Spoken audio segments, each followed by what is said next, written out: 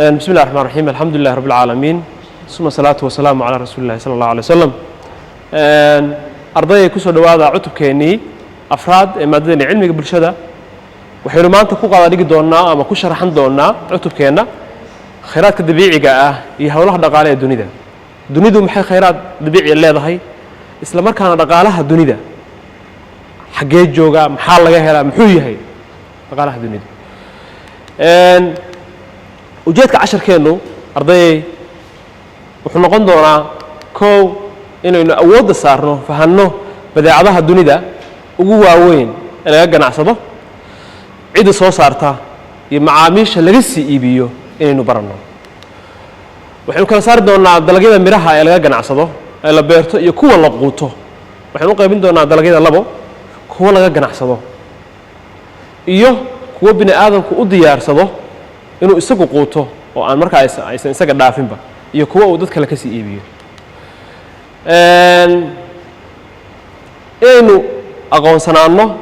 ama baranno alaabta farsamada casriga ee la soo saaro ay ku leedahay horumarka isgaarsiinta gaadiidka warbaahinta iyo warshadaha inuu soo bandhigno ama ogaano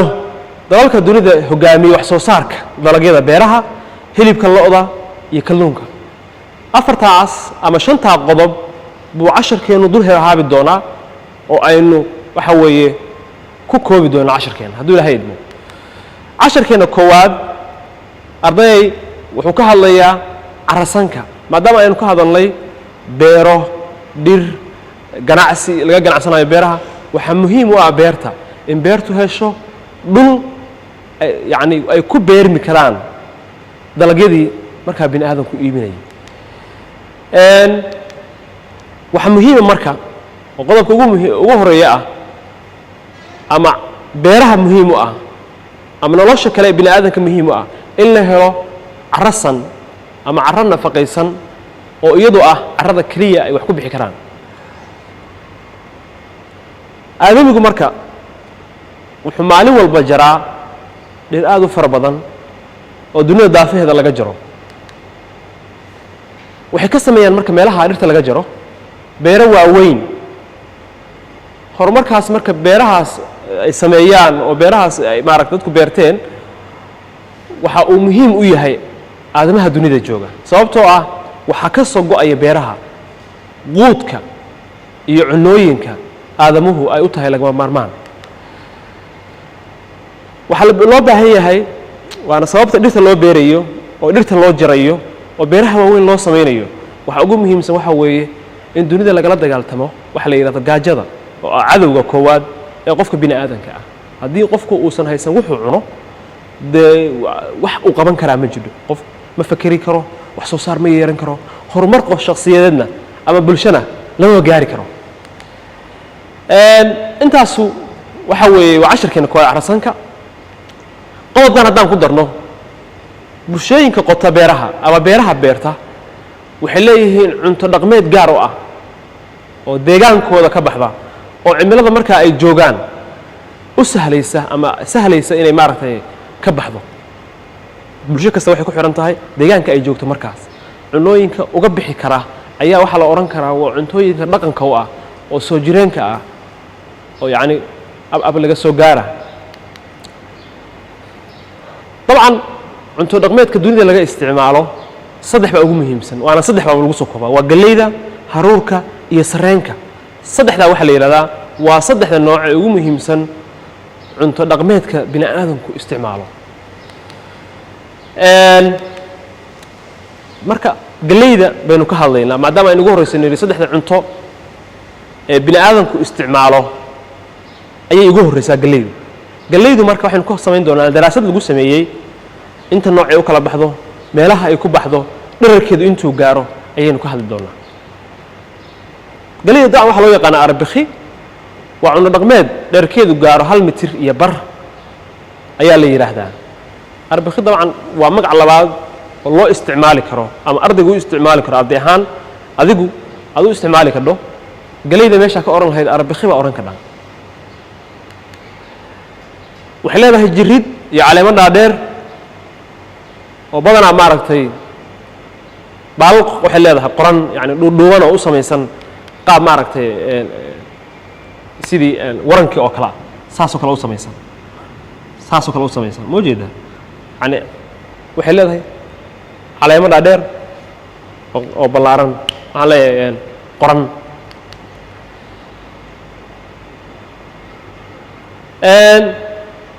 waxaa jira noocyo kala duwan oo galley ah oo mid walba ay qabatinto la qabsato cimilada deegaankeeda waa taan ku lahaa bulsho walba waxa go'aamisa cuntada ay yeelan cunto deegaanka ay ku nooshahay waxa ka baxa ayaa go'aaminaya marka galley walba ay waxay qabatin la samaysay ama la qabsatay xaaladaha cimilada deegaankeeda ama kuleyl ha ahaato ama qabow ha ahaato waan arki doonaa hadduu ilaahay idmo galleyda waxaa lagu goostaa baa la yihahdaa 9 maalmood waa nooca koowaad nooca labaad waxaa lagu goostaa 200 maalmood dabcan waa 6 bilood 200 maalmood 9 maalmoodna waa 3 bilood labadaa nooc bay ku soo kala go'daan galleyda bariiska aan u nimaadno marka oo ah waxyaalaha caalamka la sheego in inta ugu badan ee dunida saynu ku arkayna casharkeena waxaa la qiyaasaa kala bar dunida 50% dunida dadka ku noolay inay bariis cunaan 50% waxay noqonaysaa yani dunida qayb ka mid ah yani waxa weeye waxay cuntaa ama ku nooshahay digirtaas badanaa bariisku wuxuu ku baxaa meelaha qoyan ee diiran waa la fahmaysaa kelmaddaas waa meel qoyan haddana kulayl yar leh badanaa roobka ka yimaada kulaaleyda la yidhaahdo ama roobka la yidhaahdo maansoorka ee kulaaleyda ka da'a ayaa cimiladaas oo kale iyaguna leh bariiska waxaa lagu beeraa baa la yidhi koonfurta dalka masar iyo koonfurta california dhulkaasoo le biyo ku filan bariisku wuxuu u baahan yahay inuu helo biyo ku filan markaasuu bixi karaa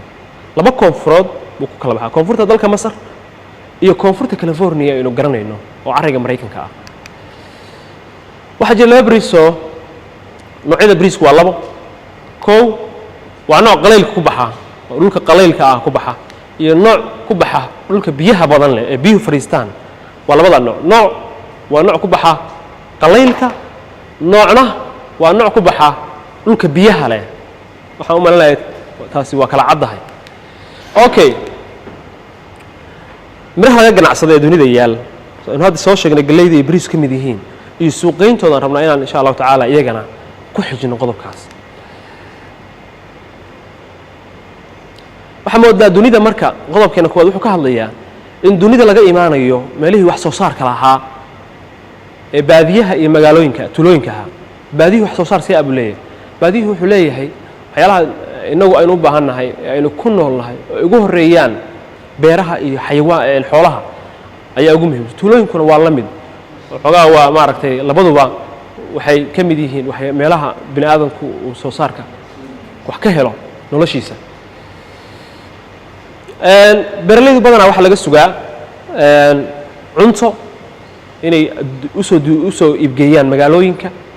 iyo dukaanada si maaragtay ay suuqgeyn uga helaan dabcan qofku markuu wax beerto waxaa u baahan tahay dalaga kuu soo go'aya inaad qayb ka mida maalin walba qaaddo oo qaybtii bislaataba aad geyso suuqa dad baa kugu xiran soo maaha dunibaad waxa weeye u iibgeynaysaa dadyow kalea ka iibinaysaa marka suuqyada iyo dukaanada badanaa waxaa la keenaa dalagyadii beeraha lagu beeray oo soo go'ay nooc kastoo marka midhaha ka mid a la beerto waxa uu noqday mid ganacsi gal ah yani ganacsi leh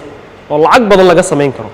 waxyaalaha ugu muhiimsan ee qofka bini aadanka ah oo noloshiisa ku kaabi karo qofku inuu beertiisa maaragtay beerto ka bacdina uu suuq geysto dabcan waxyaalaha xalaasha ah qofku uu ka ganacsan karo bay ka mid tahay waxaa kaloo soo kordhay khudaarta iyo geedmiroodka oo si xoog looga ganacsado dunida ama yimaado magaalooyinka maxay kala yihiin khudaar iyo geedmirood dabcan waxaa jira laba ero ingiriis ah oo la isticmaalo vegetable fruits khudaarta waxaa la yidhaahdaa oo waxyaalaha salarka iyo kaabashka iyo uu ka mid yihiin geedmiroodkana waxaa la yidhahdaa babaayga cambaha waxyaalahaas la yiraahdaa miraha leh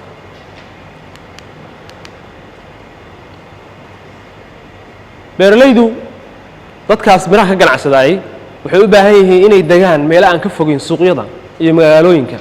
sababtoo ah waxa laga yaabaa haddii aad degto meel dhowr boqol oo kiiloomitir ku jidha in maaragtay qaar dhirtaas ama aad wadato ama beeraha waxyaalaha soo goosatay in qaarkood kaaba qalalaan marka waxa muhiim ah qofku inuu uusan ka fogaan meelaha magaalooyinka ah ee suuqa leh si maaragtay qofku ugu iibsado wixiisii laakiin haddaad ka fogaato magaalooyinka iyo suuqyada dabcan ganacsigaagu waa adkaanaya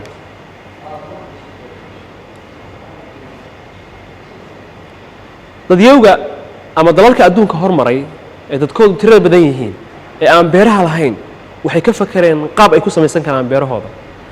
qofku wuxuu adeegsanayaa qalab iyo farsamooyin casriya oo u bacraminaya shaygii qofku isbays badan kaga bixi maayo dhul badanba uma baahna qofku qolkiisa gudihiisa ayuu wuxuu ka dhigan karaa beer isagoo isticmaalaya bacrimiyaal iyo adeeg kale okay waxaan u gudubnay